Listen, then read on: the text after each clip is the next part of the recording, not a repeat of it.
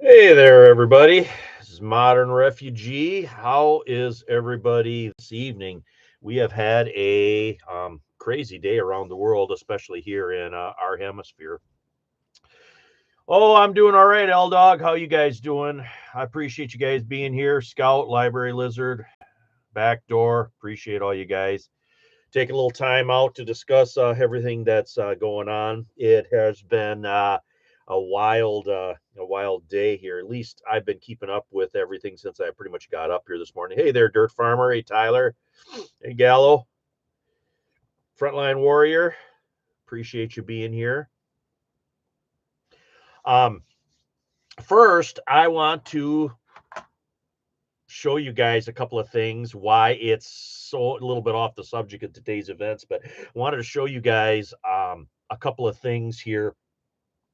Uh, why you have to always proof your gear. Any gear that you depend your life on, whether it's it's a generator for your home, it's an alternate heating source, it's whatever, a bug out vehicle that you plan to drive to safety with, whatever. If it's a piece of equipment that you're going to depend your life on, you have to prove that that piece of equipment is in working order, doesn't have any issues with it. And the best thing to do in those circumstances is you take that piece of equipment out and you beat it up a little bit and you use it.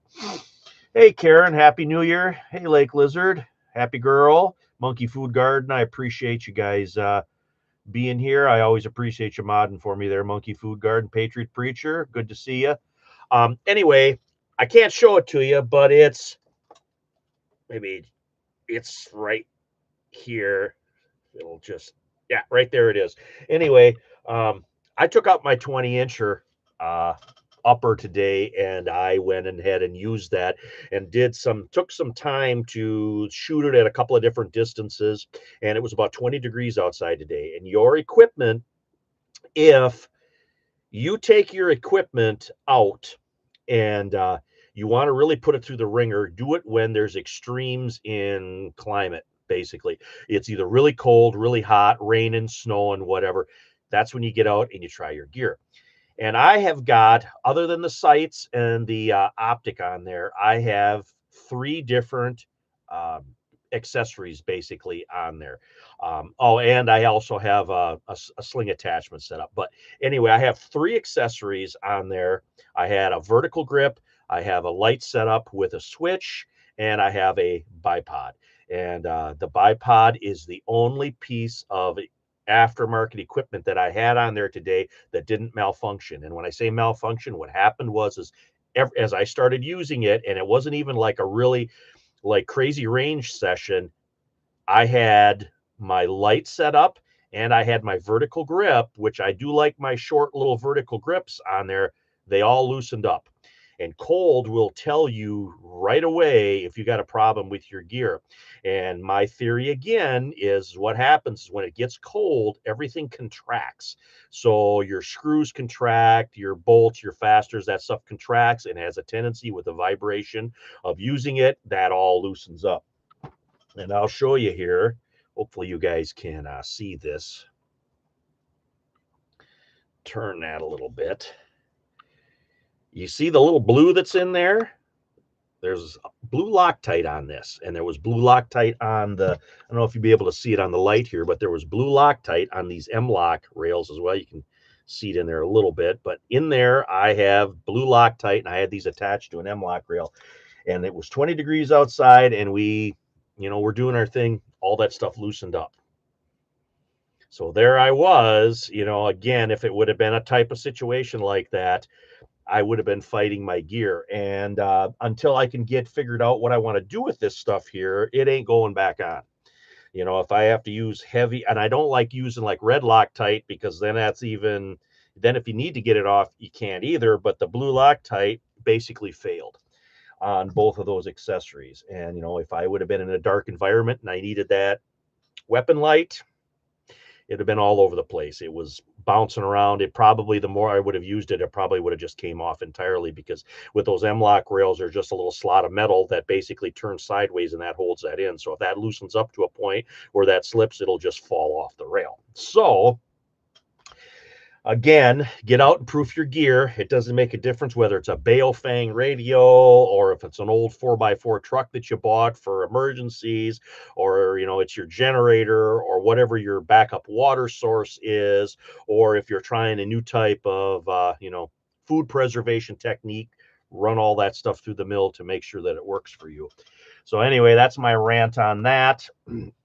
Hey, Sunset, appreciate you being here. Lake Lizard, following the light, how are you? Jenny Bean. Gallo 7, we had to qualify every 4 months. It didn't matter what the weather was, you had to get it done. Yeah, and you know what? And in my experience, cold weather will show deficiencies more than any other type of weather condition when you're taking your gear outside.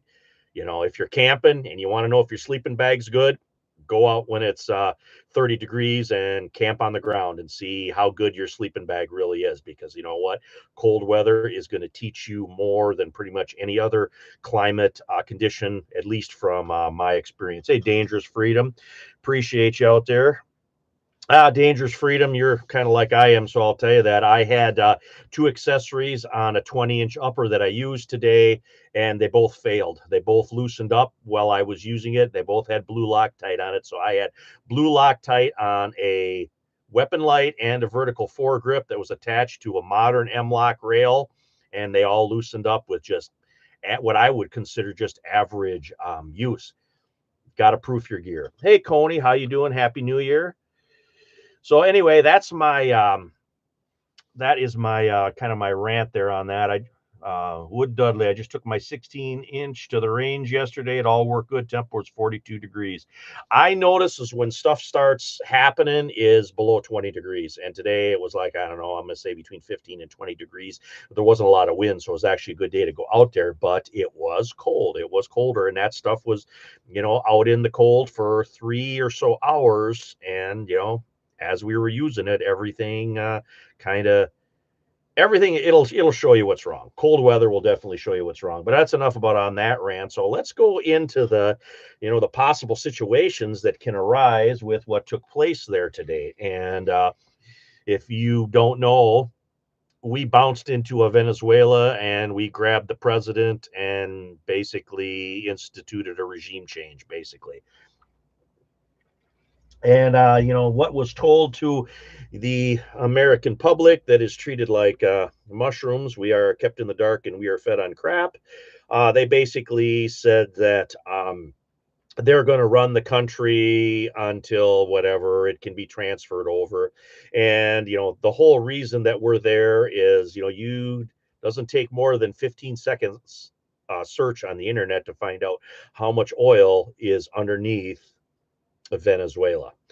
And it's the only thing that's different is it's a little bit heavier crude, requires more refining, not like the sweet crude that they get out of West Texas and stuff. But there you go. And you can look at everything that's happening here in the last year or so with our hemisphere. There has been this discussion, merging with Canada, merging with Greenland. Now we're in Venezuela, you know, and what who's next? Is it going to be Mexico? Mexico's got more BS going on, I think, even than what Venezuela did. So what's the start on that? And as far as running countries, we don't have, since World War II, we don't have a very good haven't had very good luck at running other countries. So I'm skeptical about that. But so how does that affect just the average prepper? So you're looking at what's going on in the world. I had guys, when I said back, maybe 6-8 months ago, middle of 2025, toward the beginning of 2025, I said, you know what? With everything going on with China and with Taiwan and stuff, I'm thinking I'm going to go grab a few things that we use all the time that basically you can only get from made over there. So, stuff like crock pots and just small little household items and stuff that I know darn well that comes from over there, and that there's might be a problem because I've been in retail so long about getting that stuff if something happens. Now kind of flip that over. Look at all the stuff that comes in here from Latin America. You're looking at food, you're looking at oil, There's a lot of stuff that's manufactured in Mexico that comes up here. There's a lot of stuff for the big three that's manufactured in Mexico, parts and stuff. Now, if this kind of thing keeps going and, they start causing more issues in that Latin American area there, you can see where that's going to affect, the stuff that we get and we use here in just regular average folks, regular average preppers like us. Those supply lines are always subject to change depending on what the political climate is. Coney B, should I tell you Northerners that it was nearly 80 again here? And I wouldn't know what to do with 80 degrees this time of year. I'd have to find my shorts. I'm not sure where they're at. Yeah, I think this is going to turn into a big mess for us. I kind of agree with you there, Monkey Food Garden, because like I said, Venezuela is a rough country. I mean, that's basically a country that's run by gangs. There was a guy that I used to hang around with on some online forums. His name was Jose, and he actually came to the United States for a little bit, and then he's in Mexico, as far as I know right now. And he actually got out of Venezuela because it was so violent. He said it was terrible. And it was so bad that he even kind of went up through the Darien Gap until he got, his clearance, because he actually came to the United States legally. He got his, what do you call it? It was like a political visa, because he was basically, his life was in danger being in Venezuela. And he said how bad it was. He said it was terrible. He said, there were people murdering other people's pets for food. They would kill somebody's pet just to feed themselves. And they said, there was anybody that came into Caracas, like a tourist or whatever, if they came in and he said they would literally shake people down at the airport. If they had anything of any value with them, they would basically rob you the minute that you got off the plane. He said that's how bad it was. So I can't see where we can go in and run a country like that and not have massive casualties, because that's just, I don't see how it can be any other way, basically. Oh, let's see here. Dangerous freedom. That sucks, but it happens sometime. I had my Trigicon red dot with Loctite that was torqued properly, came loose. Oh yeah, that stuff, that kind of stuff happens, and you're not going to know unless you actually put it through the mill and try it. Same here in Louisiana, 83 and humid. Ugh, I don't want the humidity. 70 degrees would be okay. Hey there, mother refugee. Appreciate you being here. Hey, prepper for the ages. Hey, Mikhail Kalashnikov. Maduro had a high-level meeting with the Chinese just 2 hours before the snatch. And that's the other thing. Look at look at where Venezuelan oil is going. China's buying it. I guess there were Russian tankers that turned around that were headed into Venezuela, and they turned around and well, I guess from what I've seen, because I follow a couple of shipping channels, they actually changed registries in, well, they were coming into Venezuela. They changed over to a Russian registry compared to whatever that they were, and they turned around and headed back out into the Atlantic. And then there was an Iranian vessel. I think that, and it was originally an Iranian vessel that they reflagged or re-registered to Russia or whatever. Cuba gets all its oil from Venezuela, so if we don't sell oil to Cuba, that's going to collapse. Cuba's probably at the point of collapse, has been for decades yet anyway. So you have all that going on. So you got all this stuff that's all basically just all came to the surface here in the last 24 hours, and it's going to be interesting how markets react to all of this come next week. What the effect is going to be on oil prices, because now they're going to want to go back in there and they're going to want to start sucking that oil out like right now. So I'm sure all the oil execs are just on cloud nine right now to get in there. I was down there in 07 and 08 supporting the president VIP staff, and was in and out of there at time. Flew cover, ran security. But that was an interesting job. I get you. That was a really interesting job. Prepper for the ages. This might be something that unifies the gangs. It sounds like a good chance of creating. Oh, I'm sure it's already a quagmire, and we just knowingly stepped into it. So, and you're shooting all them drug boats, and that's all fine and dandy, but I think more of that stuff comes from Mexico than it does any other place. So that's the thing now, and there's already been talk about Mexico. So how are we? And that's even a more touchy subject, because you look how many Venezuelan nationals are in the United States compared to how many Mexican nationals are in the United States. So if they want to cause problems kind of on ethnic lines like that, Mexico would be 100 times worse yet than what this Venezuela situation is, and I'm sure it's going to get worse before it gets better. Oh, her granddaughter's first Christmas was basically one word will describe it. It's spoiled.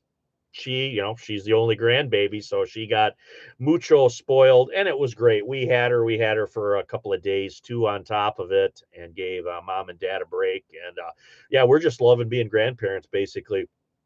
Um, she loves taking naps with grandpa. Of course, grandpa likes taking naps anyway, so it's all good. Dangerous Freedom Chavez at least played ball when they're as bad as he was. Yeah, Chavez, he was like real flamboyant, if I remember correctly, with all his BS. Coney B got to run. Daughter's 50th. Well, you go take care of the family, Coney. I appreciate you stopping in here and saying hi. You stay safe out there. Drive safe.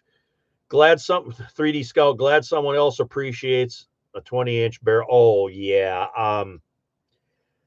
I I understand why they go with smaller barrels on that stuff. More compact, easier, lighter, easier to maneuver, whatever. But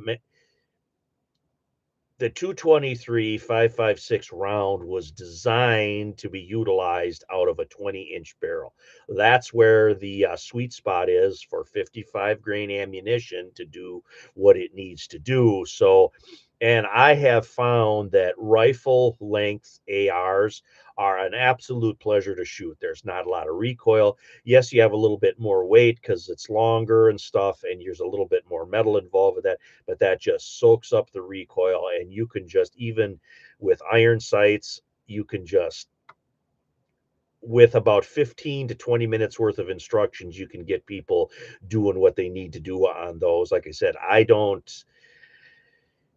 I understand the reason behind the shorter barrels, but I like the longer barrels for their effectiveness, basically. uh Oh, the extended Monroe Doctrine. Yeah, Tom, and we don't have a very good track record of running and rebuilding countries since World War II anyway. So, you get into the whole Marshall Plan and all that other stuff. We haven't had any luck in the Middle East whatsoever, and I don't think it's going to be any different in any other third world country. We've been in Africa. They don't talk about that as much, but we've been in Africa too, and they don't really, because if anything is going good and it's going right, it's gonna be all over the TV, because some politician is gonna want to take credit for it. So the mountains in Venezuela are full of rare earth minerals. Oh yeah, I'm sure. Dangerous Freedom. That's like with anything, any third world country like that. They're the oil and mineral executives and stuff. They're just dying to get in there and exploit, land that hasn't had anybody on it, because we're kind of running out of places to exploit here in North America. We've already kind of hit all of them, so now it's time to go to South America, right? Oh, hey there, Jen Mag. How's everything going in Ohio? Oh yeah. I was discussing this today with the gentleman, him and I, that went out, and we were the ones at the range today. He's a good friend of mine here locally, and we discuss a lot of things, pertaining to life and preparedness and all that other stuff. We were discussing this, and I said, there is no leaders out there that are moral, in my opinion, plain and simple. Once they get shown the money and they get a little taste of the power, it would take a very strong, morally grounded individual to shake off all them temptations. And from what I see, I just don't see where a majority of our leadership, whether it's at the state or federal level, is just not, they're just not moral individuals, plain and simple. Hey, whatever, Prepper, how you doing? Hey, Sandy. Oh yeah, 20-inch barrel. Like I said, if you've never tried a 20-inch barrel and you only tried like 16s or whatever, or the brace things, you're shooting the short stuff like that. If you shoot, you're gonna fall in love with it. I'll guarantee you.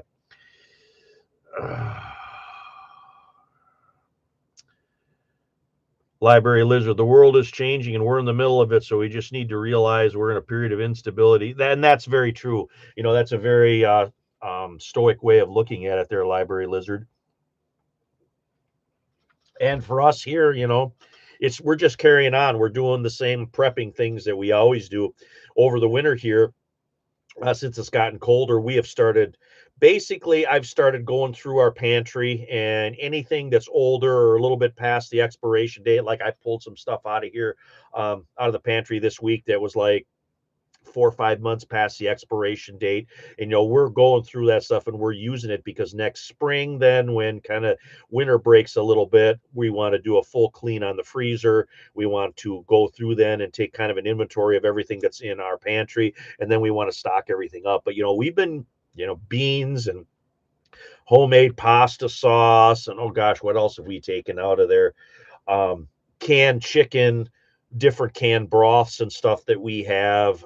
Pasta is something that both gluten free and regular, because my wife isn't supposed to have the gluten. We've been pulling all that stuff out of our pantry, and we've been using that stuff up. We used a lot. Didn't buy a lot of sugar this year because we've been using sugar that we had in our sugar when we're canning. Basically, is what we use our sugar for, is for canning. So I didn't get any of that flour.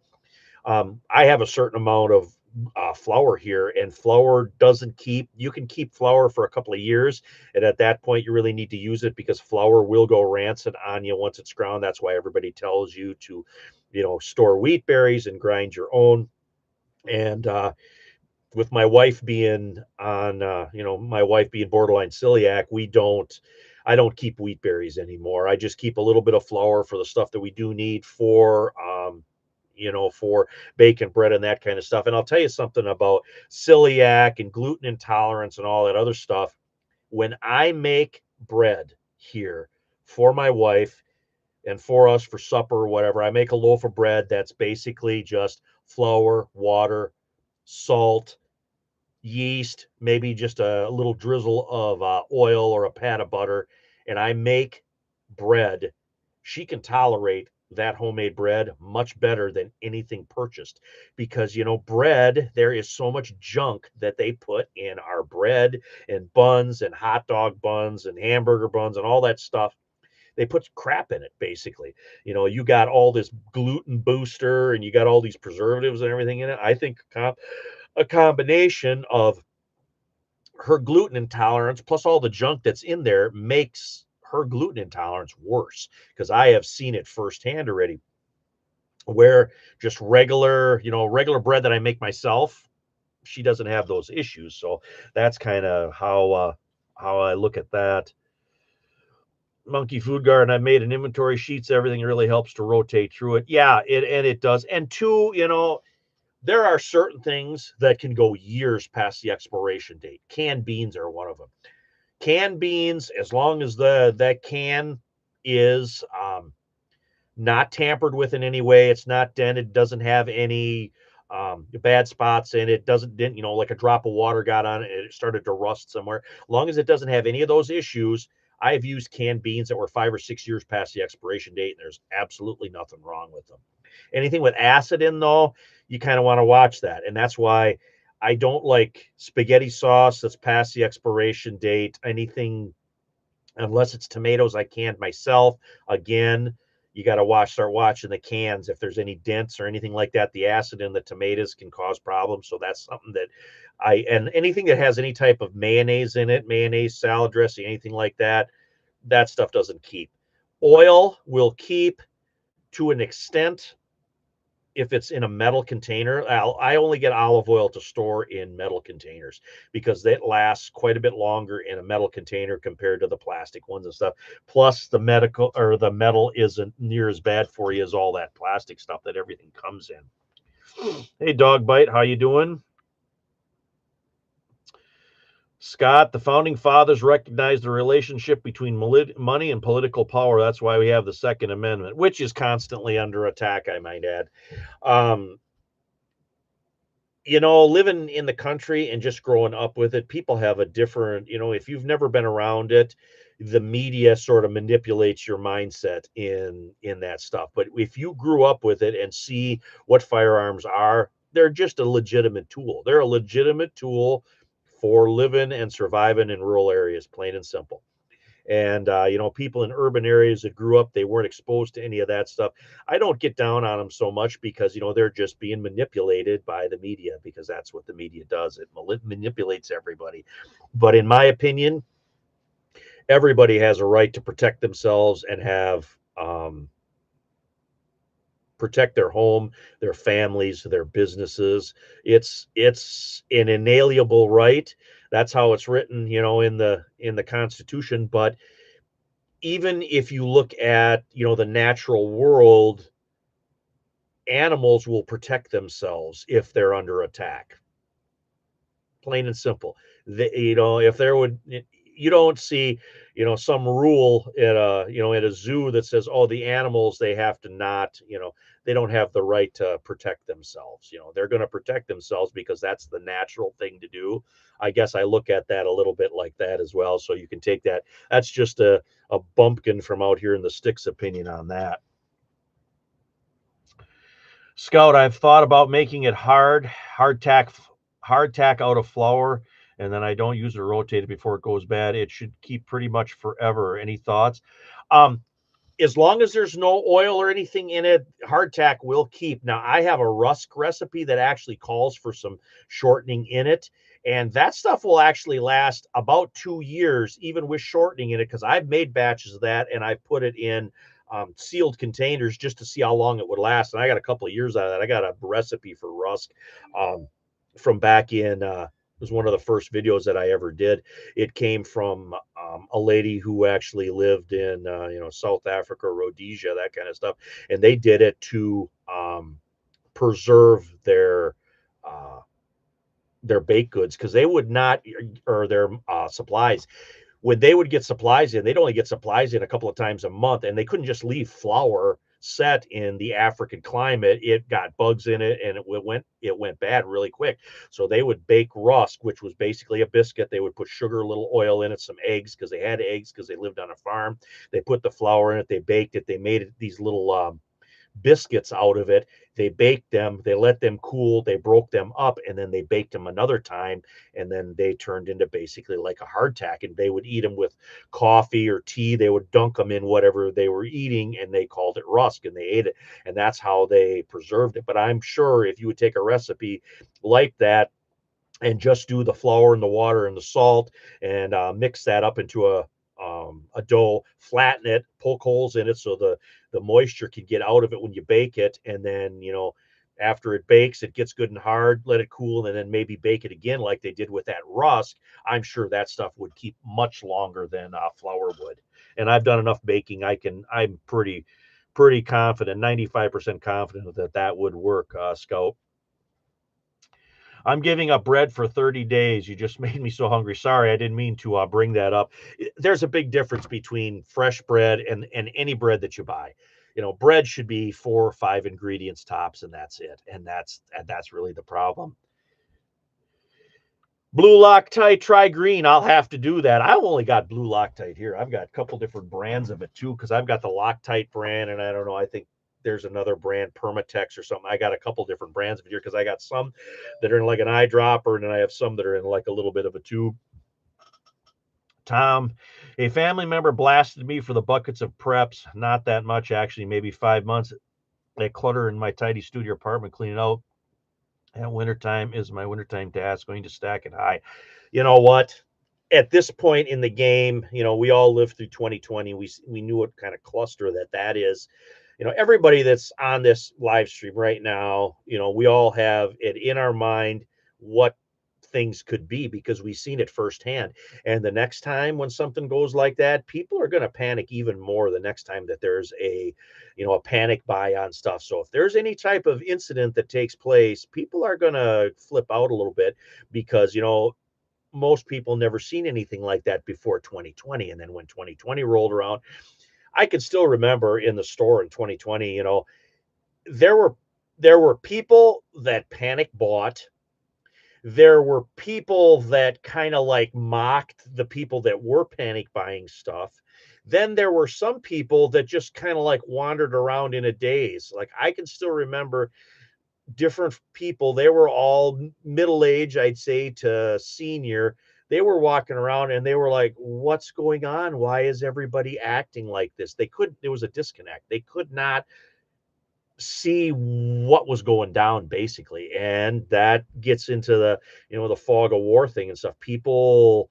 Everybody reacts a little bit differently to that. And some people focus to get the job done. That would be your panic buyers. And then, you had the people that weren't in the stores, the people that weren't in the stores knew what was going on. And that's your preppers. We don't want to go anywhere near a store when, the whole I'm going to get one more run. I'm going to get one more load of stuff from the grocery store or whatever.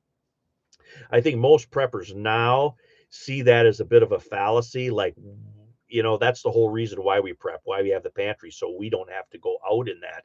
We can kind of skip that level of the SHTF event and just kind of use that same amount of time to observe and quietly watch everything that's going on and make our plans for what needs to come, next, whatever that situation may be. And that is, I think that is the thing, that if something goes down now, you're going to see a different reaction than what we've seen in 2020.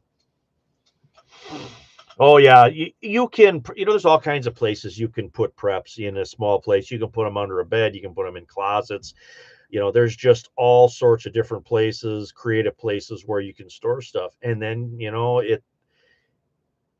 it's good to keep a little water. It's because just like the water main break that we had here locally that I was talking about in the other live stream a couple of days ago, our household here's already had water. So we had drinking water, we had water here for cooking.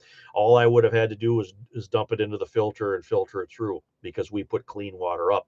But it's good to have enough to give you a buffer for a few days. Few weeks is even better, because you could just never tell. We can sit here and we can put together any scenario in our mind, but there's always, at best for me is probably 70%. I had probably 70% of the stuff correct when 2020 rolled around, but there were still things that caused me to adjust how I, did things, and the things that I store and put up, and the things that are important or not important. That's going to change with every set of situation. Oh, ham and pea soup, boy, that sounds good. We have a ham bone that I have been saving. That's going to probably go into bean soup one day this week for sure. Monkey Food Garden, I appreciate you posting that stuff for me. But that rusk recipe, that, like I said, that came from an elderly lady who actually lived it, and I don't remember what her name was anymore, but she's the one that passed that on to me. When the shutdown was announced, I didn't need anything but went to Aldi and Walmart to sightsee, and it was nuts. Yeah, Patriot Preacher, and of course, I was working at that point in time, so I was getting paid to watch the insanity. But you know, it was something that I will definitely tell people about as long as I possibly can, because it was definitely, I think, and I tell this to people too. I think we were between 5 and 8 days before the real SHTF happened. We were heading that way. And if they didn't kind of clamp down on things the way they were, it would have really turned into a free for all, because people were really starting to get panicky and desperate. Yeah, Karen, it was I hoped, I'm unfortunately, I think that, it's possible that it could happen again, Karen, but I'm hoping that it doesn't. It I And people, again, people don't have kind of that morality built in them to them that they did in the past. That's why I don't think things were near as bad as the depression. People still treated people a certain way. They were still decent to one another, more so in the past than I think they would be now or in the future. Back door in 2020, I went to the local Kroger to watch people. It was amazing how angry people got when you walked down the aisle in the wrong direction. Elderly woman literally yelled at me. Well, it's goes, and I don't know. You guys probably heard me tell this story before. I was at the counter and I had a guy came up that I had waited on several times before, and he was like, "I came down here for some toilet paper, and there's no toilet paper here, and people are being stupid." And if I got a gun, if I got a gun, I can go get whatever I need. And I started laughing, and he looked at me and goes, "Well, why are you laughing?" And I said, "We all got guns." He turned right around on a dime. Then he was my best friend, and he was going on, oh, he had eggs and I should come over to his house and he'll give me a dozen eggs and blah blah blah. Bro, I wouldn't have went over to your goddamn house if I needed something really important, a hell of a lot more important than a dozen eggs, because you just outed yourself that you're an inner asshole. There, I said it. That's basically what it was. And that's people's mindsets. And this had only been a couple of days into this whole thing in March of 2020, and people's mindsets were already going that way. They were already going to, I'm going to start doing bad shit to get what I need. It didn't take much. And like I said, hopefully what I told him there, that he made him think a little bit that, he's not the only one out here and, in the sticks that, that has a firearm, and it was just an ignorant statement to begin with. And we always had extra, didn't need anything in 2020, but certainly made things more real. Oh, yeah, it's very true. Monkey Food Garden. Oh yeah, what's people do right before hurricanes? That's the same thing with snowstorms up here, and and I think it's worse now because more people have moved up here. But that's just people, they get sucked into that stuff too, and they watch other people do it, so then they go ahead and do it as well. It's pretty crazy. Patriot Preacher in 2020, I actually had to ship toilet paper to Iowa. That was one thing. I always had quite a bit of toilet paper here because, first of all, my mother and my father, they always stocked up on toilet paper. They would go get it on sale and they would buy, a couple of cases of it. At that time, toilet paper only came in 4-roll packages. There wasn't none of these big massive packages that they have now. They'd buy a couple of cases, and then we had a metal cupboard down in the basement.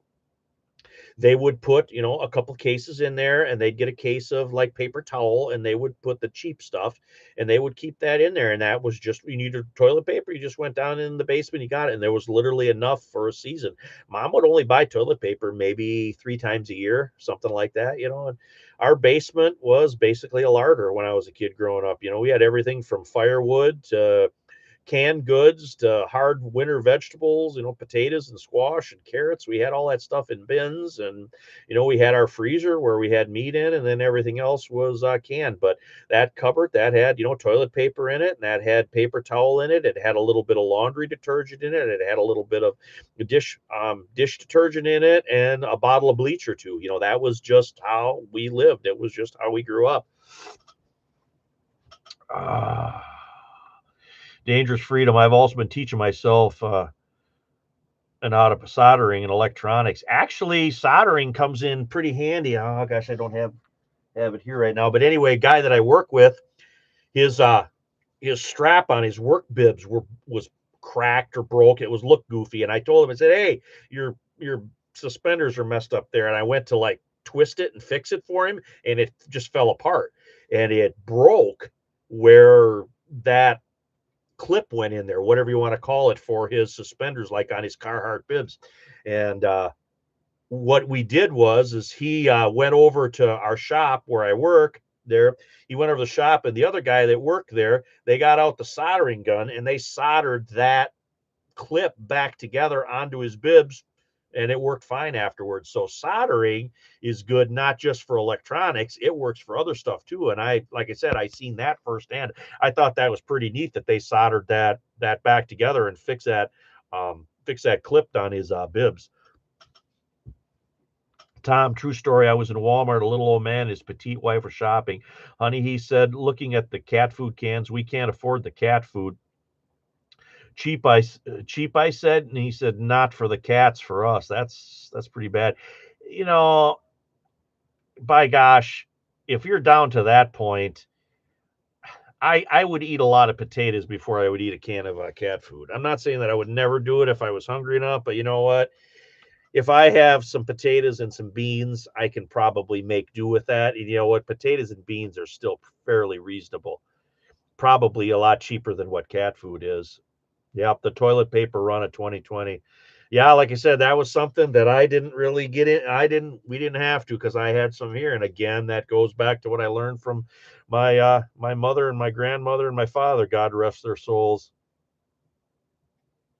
Yeah, one is none and two is one. Very true. Hey, Coylin, how you doing?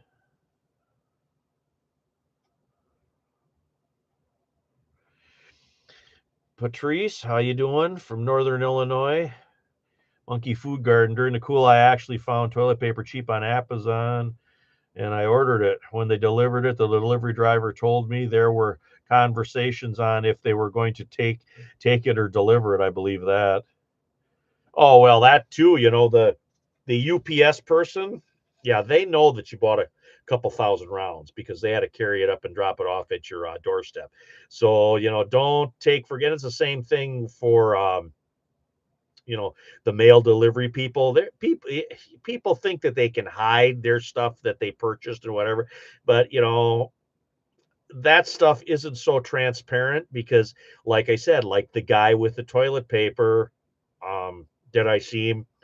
Some people already have that kind of, I don't want to say evil, but that kind of malevolent personality that's hidden, you know, because society is still working and there's consequences if you do bad things right now. But there's still people that are like that. They just kind of hide out in society. But there are people that if everything collapses and there's no ramifications for, you know, their bad behavior, I can only imagine what these people are going to do when their actual personality comes out in a bad situation.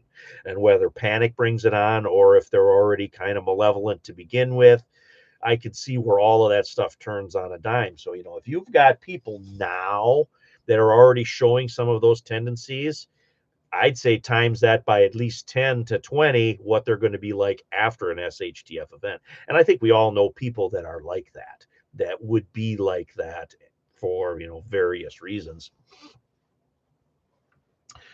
That's definitely why you stock up before SHTF. That's why I always tell people keep their gas tanks full in their vehicles, you know, because that's going to be the first place that's going to be hairy. I guarantee it, because there's so many people that drive around on on their gas tanks, you know, and they got to get to work or whatever. And, you know, people start fighting. That's the first thing they're going to start fighting over is gas. I'll guarantee that. Oh, yeah. Still nice to get it in bulk. I still remember mom going to the bulk stores when I was a kid, and boy, she'd fill them bags right up, whether it was macaroni or sugar or salt or whatever it was.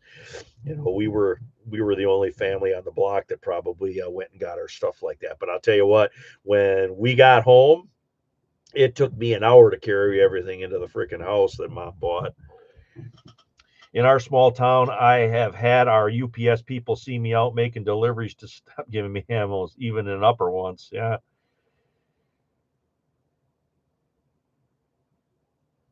Oh yeah, mother refugee. She always would say, "Is do we really need all that extra toilet paper?" And I'm like, "Babe, trust me, we do."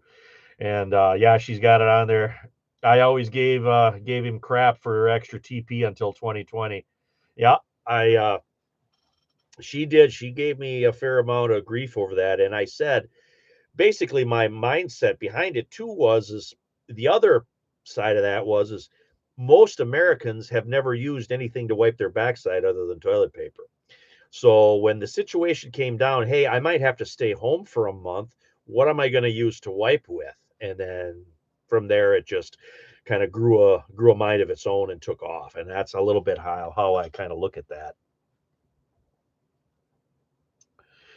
But yeah, it's but this whole thing, you know, my friend that lives in Europe, he did a post today on Facebook, and he said, I thought World War III would start, with everything going on in Ukraine, and now it looks like it might be through Venezuela. And it's going to be interesting to see how other countries are going to react to this. And I guess the big one is China, because they buy oil from Venezuela, and we definitely, if we're going to be running that country, I'm not quite sure how that's going to go over with China. But that's one of those things. Time will tell, and that's why we prep, why we try to have as much, have our ducks all in a row, and have all our things inventoried and know basically what we have and what we need. And if there's deficiencies, something that needs to be repaired or whatever, kind of get that on the list to get that done. Not everybody's got enough money to do everything all at once, but kind of have a priority list and knock those things off one at a time the best you can, because we are really in uncharted territory here. And we have been, I guess, since 2020. The world has basically been turned upside down since 2020 in one way, shape, or form or another. And it's still, I think, chaos is basically the word that describes the world anymore. I mean, there's no people have got more information and they've got access to more knowledge now than they ever have before because of the internet. But what are people doing with that extra knowledge that's available to us now? Are they like us in the prepping community that are learning skills and new ways to do things and networking with like-minded people? And are they doing stuff like that to have a more resilient and a better life? No, they get sucked down these rabbit holes and basically, waste their time on 10-second TikToks or whatever, where literally you have the world is on your phone right now, and you could be using that to learn actual practical stuff and things for when things do collapse or they do go bad. It gives you, that opportunity, but people are kind of wasting their time doing other things instead of, you know, taking those gifts that we've been giving them and, turning them into something. And that's why I think, preppers are always ahead of the curve on things, because they're always thinking of this kind of stuff. And in this day and age anymore, I can't understand why people don't want to be. Why wouldn't you want to be a prepper? You've already seen everybody that's been alive since 20, or has been, old enough to know what's going on since 2020, has seen what can possibly take place, because we were right at that brink.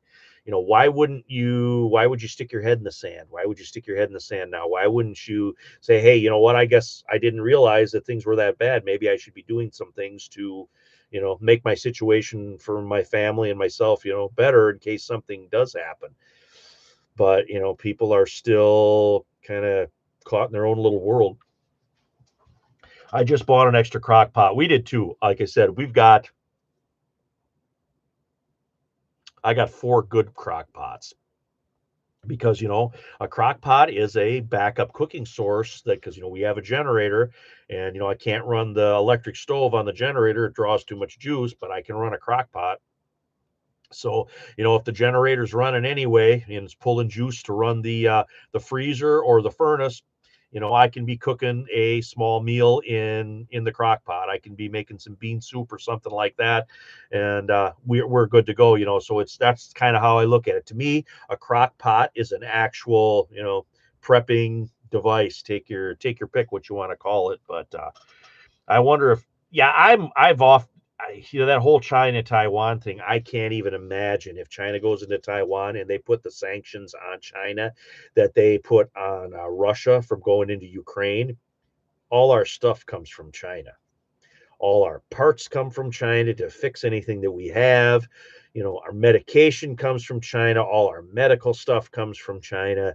All our consumer goods comes from China. And you know what? Asshole thought that was a good idea to have all our stuff made over there to make an extra buck or two.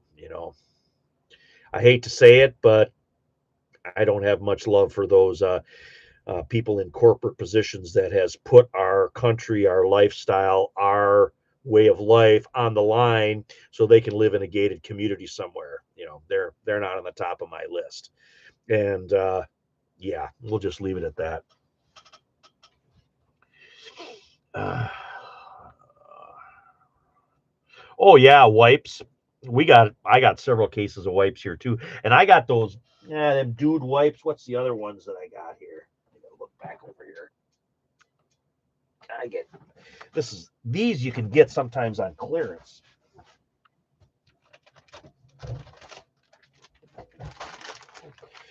They market them to hunters, and when hunting season's over with, you can usually pick these up pretty cheap, and they're unscented, so that's good to go. And like I said, um, it's good to have a few wipes around. Like I said, I always carry wipes in my day pack in my get home bag that I carry in my vehicle. Always, that's one of those things I just always have, because people show you all their gear when they open up their get home bag, and they have a get home bag or bug out bag video, and they open up, they show all their gear and stuff to make fire and all this other stuff. They don't have any sanitation stuff in there, like a package of wipes or a half a bar of soap. Look at that with kind of take that information with a grain of salt, because trust me, when you get out there and if you do a primitive camp for a couple of days, you would be surprised at how dirty your hands get, because you're making fire, you're tending stuff, you're tending your gear, whatever. Your hands are constantly dirty. And then to try to eat with that after the fact, you got to have a way to clean up after yourself, just for your basic health needs. Doe, I remember a neighbor family of 5 walking back from the party store with a single roll of Scott toilet paper. Yeah, and again, toilet paper is one of those things that's not overly expensive. You can get a bulk pack of toilet paper for $20. And you're not, and if you think ahead a little bit and say, hey, you know what, we're going to ration this a little bit, don't go crazy when you're using the toilet paper, that's going to last a few days. Even with a family of 4 or 5 people, that's going to last a few days. So, you want to, I don't get it why people don't have enough stuff to take care of themselves. It's not that difficult to put a little bit of stuff up to take care of yourself for a few days or a week or two if something does go wrong, but people still shun that stuff.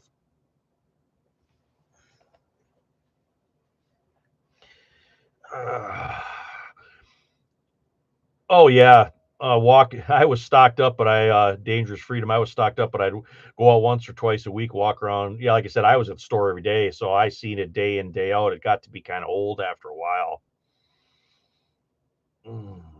Oh yeah, those big roasters. You can do a lot of stuff with those things too. I've seen people make anything from um, nachos and taco meat in those things to I've seen them do beef roast. I seen where a lady at the church, she cut beef roast into squares, and she put a little bit of fat down in the bottom of that, and she browned all that beef in there, and then she covered that with beef broth, and she basically made a gigantic pot roast, enough for like 30 people or something, out of those big roasters. So yeah, they're handy to have too. They're just so darn hard to store, because they take up so much space.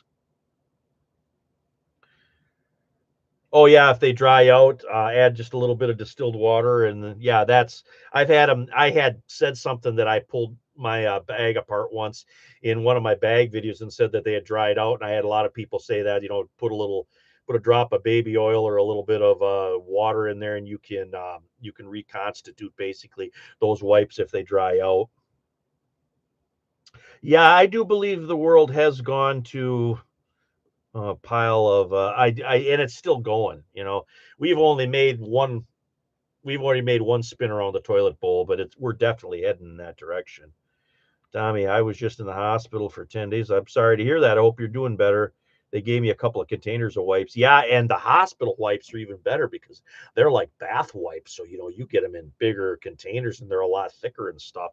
And I think that's what they actually call them, is like bath wipes. Stocked up on tab wipes, are cheap, washable, plus they don't take up any room. That's cool. We stock up on a sufficient amount of toilet paper, but oh yeah, but we are also ready to use flour sack towels, bleach. Oh yeah. And then two, this is why I'm a firm believer in digging an outhouse or digging a latrine out in the backyard if something does happen. Yeah, I understand you can use, the toilet seat attachments that go on 5-gallon pails, and I actually have one of those here as well too, but I don't like it where people have to then, if you're using the bucket with the toilet seat lid in the house, whatever, now you have to touch that excrement again to get that out of your house, to get that away. You can put your cat litter or whatever on top of, but then at some point you're still going to have to deal with that. And that's why I like an outhouse better. Dig a deep hole, put a potty chair over top of it, build a little shelter around it. Even if you don't have a big shelter, whatever, you can make a shelter out of a tarp to put around that. Go out, do your business, throw a scoop of dirt on top of you know your business after you use the facility. Put a scoop of dirt on top of it, and you're good. You don't have to touch that again. It's done. It's done and it's over with. And that's what always bothers me with people, trying to use buckets and all that other stuff. At some point, you're going to have to touch that again. You're going to have to go out and empty it or whatever. And again, that's another, you're going to have to clean up then afterwards. So now you're not washing your hands once, you're washing your hands twice. Well, that recalls water, you need a little bit of soap, whatever. That's why I'm a firm believer. If something bad does happen, one of the first things you need to do is get out and dig some type of outhouse. And I guess that's the way that I look at that. Hey, roaming prepper, how you doing there, buddy? Mr. Brad. Seen people cook frozen pizzas in one of them roasters. I have to try that sometime. Yeah, I'm a firm believer in having crock pots. I keep a few cinder blocks in a great cast iron pan. Worst comes to worst, cooking option. Oh yeah, definitely.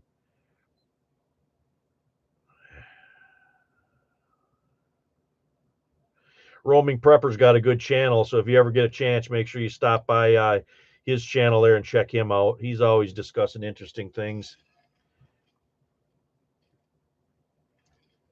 Yeah, composting toilets. I've actually had a little book here that went over different techniques to do the composting toilets, but I've never actually made one of those. Not like the outhouse. The outhouses I've actually helped construct those, and basically you need a post hole digger so you can get a hole about 4 feet deep. You put the sand right beside you. You put the potty chair over top of it. You put a little shovel there in the sand. You go do your business. You take a shovelful. You throw it down the thing. You're good. And I think that's probably the most efficient way that you can take care of toileting problems. As long as you have a little access to a little place outside where you can do it. Oh yeah, backhoe would make that job like super easy. Just put a bag in your regular toilet bucket before. Yeah, and like I said, that's what you would have to do. You would probably learn pretty quick on how to manage all that waste, but it's still something that you would have to be done. So hey there, Kentucky Craig. We're doing all right up here, Roman Prepper. It's cold. We got snow right now. We're calling for snow again tomorrow. It's snow season. It's January. Long nights.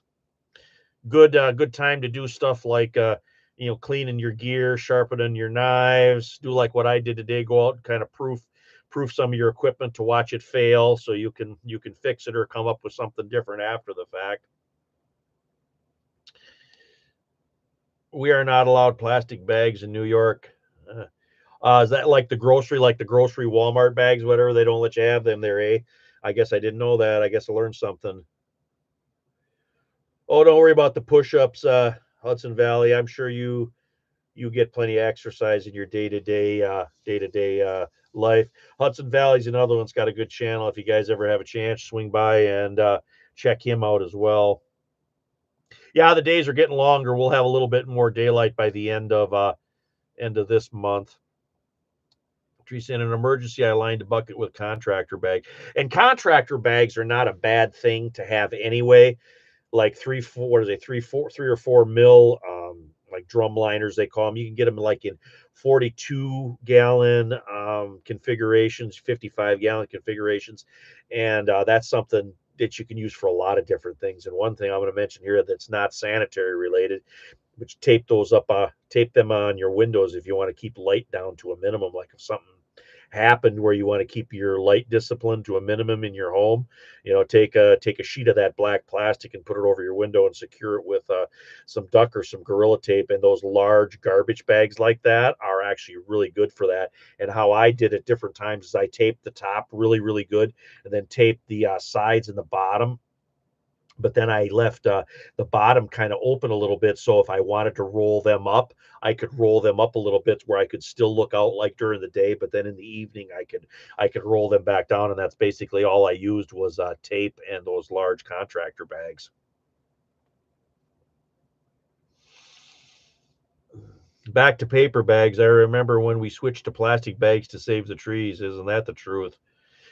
I like the old. There's still a couple places that'll give you a brown paper bag if you ask for it. But those brown paper bags had a lot of uses. We use them a lot of times, especially like smoking meat and stuff, to let the jerky and stuff cool after you'd smoke it. We would put that stuff in the brown paper bags, roll them up, and let everything kind of cool down. Plus, they would absorb any of the grease that we didn't want on any of that.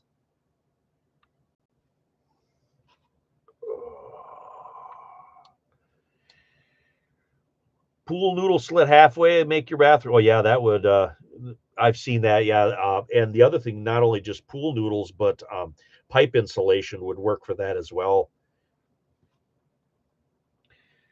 Well, guys, I've been on here about an hour, but I just wanted to kind of discuss everything that was going on. There was a lot of crazy stuff going on today, stuff that we need to keep.